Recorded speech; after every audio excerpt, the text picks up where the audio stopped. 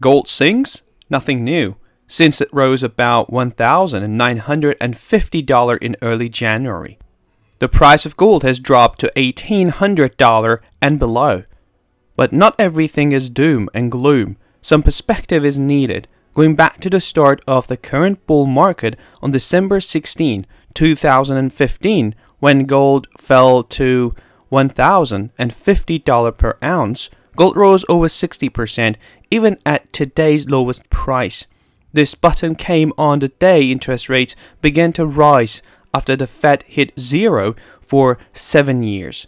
I invited investors to buy gold at that time. Listeners are still making big gains even after the last fall. Knowledgeable investors know that the dollar's gold price is volatile. They consider the long-term trends and long-term factors of the gold price. Sophisticated investors do not mind dips. They see the occasional downside as a great entry point and buying opportunity. Me too. We have been here before.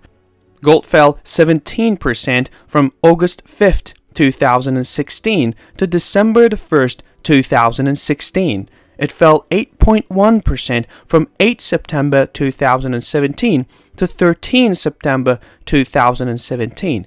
It dropped 12.5% from March the 6th of 2020 to March 19, 2020. Pandemic panic. After each of these dips, gold returned and maintained a higher trend line, finally reaching the $2,000 per ounce threshold in August 2020. Key questions for gold traders: is this just a decline or the beginning of a new bear market? And what causes the fall? What can we expect a turnaround? Here is the main scenario. The US and global economies are making a strong comeback from the epidemic.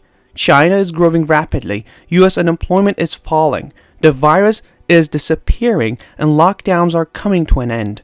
This alone would be a recipe for strong growth and higher interest rates.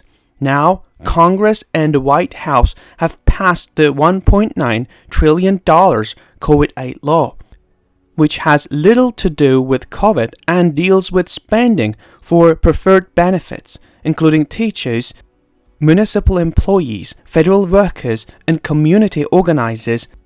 Also, Kennedy Center, National Endowment for the Arts, etc. It also provides money for programs. The market sentiment is that this $1.9 trillion additional spending is more than what the COVID situation requires, with already confirmed deficit spending of $6 trillion for fiscal year 2020 and fiscal 2021, and an expected $4 trillion deficit package later this year. The economy can absorb without inflation. Therefore, inflation expectations soared. Along with inflation expectations, the yield to maturity of the benchmark 10-year US Treasury bill also increased.